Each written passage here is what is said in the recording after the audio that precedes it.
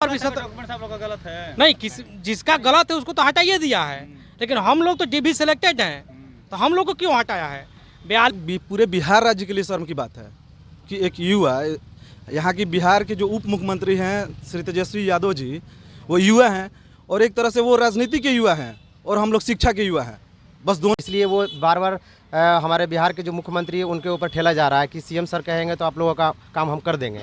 और जबकि CM sir बार बार अपने अधिकारियों को भी ये बताए हैं और जो भी उनके मंत्री हैं उनको भी कहे हैं कि ये 2014 की बहाली है, काफ़ी पुरानी बहाली है, इसको क्लियर करवाया जाए। ठीक है, स्वागत है आपका हमारे देश प्रेम न्यूज में। अभी हम मौजूद है पटना के गर्दनीबाग धरना स्थल पर और यहाँ पर आप तमाम लोग यहाँ पर आप देख सकते हैं हजारों की संख्या में बीएसएससी के सताए हुए लोग हैं जिनका 2014 से प्रक्रिया चल रहा था, लेकिन 2022-2023 आते आते इन लोगों को आयोग ने बाहर का रास्ता दिखा दिया, जबकि सारा प्रक्रिया हो चुका था, चाहे वो पीटी हो, मेंस हो, टाइपिंग हो, डॉक्यूमेंट वेरिफिकेशन हो। उसके बावजूद इन्हें क्यों बाहर किया गया है इन्हीं लोगों से जानते हैं, क्योंकि ये 2 दिन से अनशन पे है, भूख हड़ताल पे है। कल से ही 25 और 26 और आज आखिरी दिन है, दूसरा दिन है। इन्हीं लोग से जानते हैं कि आखिर आयोग आप लोग को बाहर क्यों कर दी। आयोग गलत चयन प्रक्रिया के कारण उन्हें बाहर कर दिया है और हम लोग का एक तरह से बरगलाने के रूप में पद प्राथमिकता के आधार पर 1778 अभ्यर्थियों को बाहर कर दिया गया है।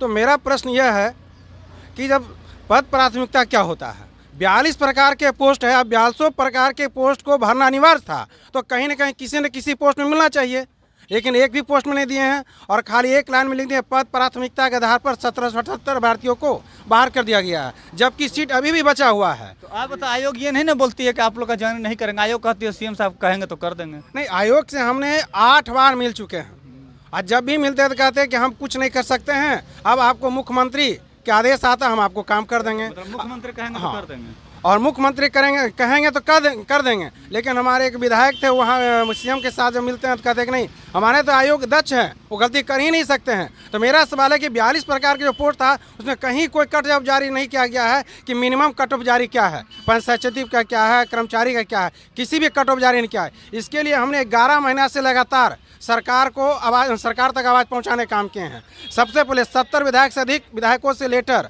पक्ष विपक्ष सभी से लेटर लिखवा करके मुख्यमंत्री, उप मुख्यमंत्री, राज्यपाल, विधानसभा अध्यक्ष, विधानसभा पद अध्यक्ष सभी के पास हमने लेटर दिए हैं। 70 से यही मांग है कि 1778 को ज्वाइनिंग कराया जाए। कैसे कि हम लोग का तो उम्र सीमा नहीं है कि अब दूसरी बहाली को फार्म भर सकते हैं और हम लोग सब कुछ सिलेक्टेड है। किसी भी चयन पर किसी भी बहाली का अंतिम प्रक्रिया होता है डॉक्यूमेंट वेरिफिकेशन, वो हम लोग करा चुके हैं।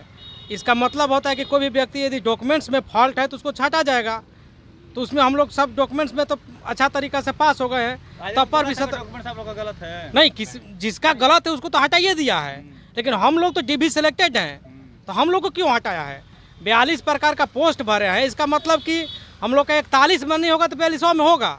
अच्छा, 2000 सीट अवेलेबल है, उसके बावजूद भी आयोग नहीं करवा रही है ज्वाइनिंग। आखिर क्या आयोग क्या चाहती है? उसके मन में हम लोगों को नौकरी देने का मन ही नहीं है सीधा, इसलिए वो बार बार हमारे बिहार के जो मुख्यमंत्री है उनके ऊपर ठेला जा रहा है कि सीएम सर कहेंगे तो आप लोगों का काम हम कर देंगे।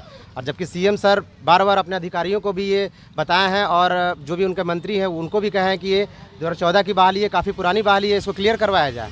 ठीक है, इसमें क्या परेशानी आ रही है? और सर हम लोगों के सामने जब वो बोल देते हैं और पीछे जा करके टाल मटोल कर रहे हैं, तो ये तो युवाओं की सरकार में युवा जो है लगातार सड़क पे आकर के प्रदर्शन करते हैं और पुलिस के द्वारा बर्बरतापूर्वक लाठीचार्ज भी होती है, लेकिन फिर भी आप लोग डटे हुए हैं। और सरकार से क्या मांग करिएगा आप लोग? एक ही मांग, एक ही नारा, खाली सीट को भरो हमारा। आखिर 1778 अभ्यर्थियों को न्याय कब मिलेगा?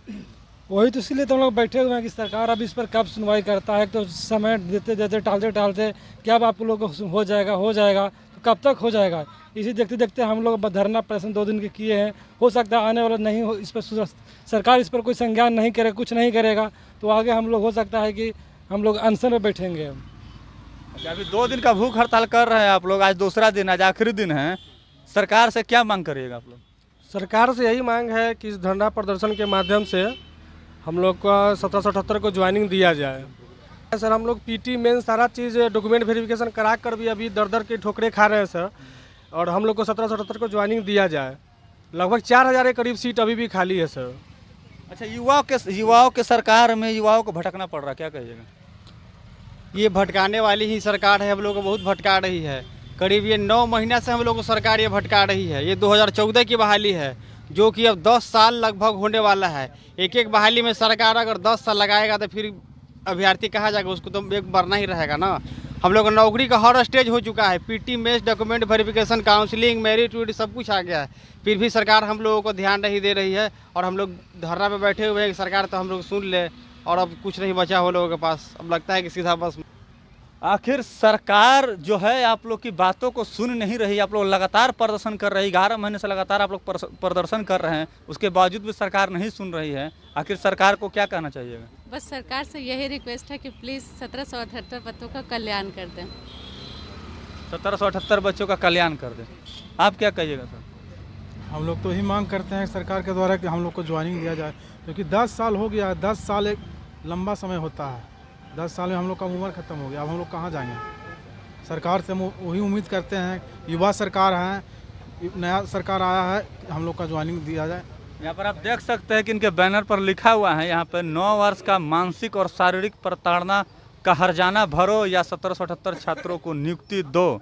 तो यहाँ पर आप लोग सुन रहे थे तमाम, यहाँ पर और कुछ लोग हैं, उनसे जानने की हम कोशिश करेंगे। और यहाँ पर आप देख सकते हैं इनके बैनर पर लिखा हुआ है कि अब युवा नहीं है लाचार, अपने हक के लिए मांगेगा रोजगार, BSSC शर्म करो।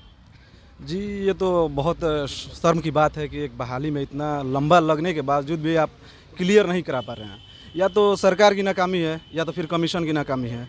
अब ये दोनों में किसकी नाकामी है, ये अब सरकार ही बेहतर जाने। तो युवाओं की सरकार में अगर युवा सड़कों पर उतर जाए रोजगार मांगने के लिए, जो कि सब कुछ हो चुका है, डॉक्यूमेंट्स वेरिफिकेशन भी हो चुका है, लास्ट स्टेप भी हो चुका है, उसके बावजूद युवाओं को रोड पर भटकना पड़े, वो भी युवाओं की सरकार में, ये सरकार के लिए शर्म की बात है या नहीं? ये सरकार पूरे बिहार राज्य के लिए शर्म की बात है कि एक युवा, यहाँ की बिहार के जो उप मुख्यमंत्री हैं श्री तेजस्वी यादव जी, वो युवा हैं, और एक तरह से वो राजनीति के युवा हैं और हम लोग शिक्षा के युवा हैं।